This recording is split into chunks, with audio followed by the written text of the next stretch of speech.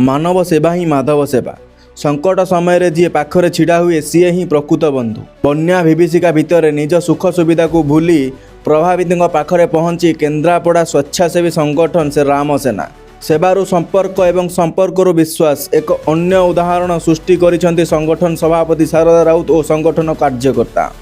देखंतु एही खास रिपोर्ट। चारिआडे केवल पानी आउ पानी, घर द्वार भांगिरुची एकाकार, असहाय मनीषर आखिरे केवल अश्रु आउ निराशा।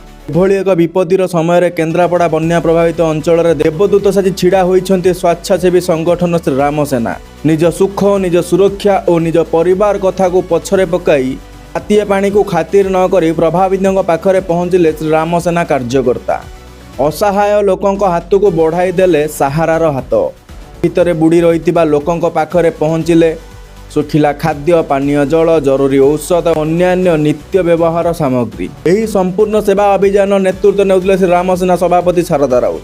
तांकर निष्ठा, मानविकता और निस्वार्थपर सेवा आज पूरा समाज पाई साजिची एक विराट प्रेरणा। शारदा राउत और तांको टीम रो एही कार्य को देखी आज चारिआडू तांको पाई छुटुची धन्यवाद और प्रशंसार सुओ। संपर्क केवल रक्तर नुहे, संपर्क सेवार भी। सही सेवा ठारू ही गढ़ी उठे अप्रतिहत विश्वास। श्री राम सेनार एही मानव प्रयास प्रमाणित करिछि जे मानव सेवा ही प्रकृतरे माधव सेवा।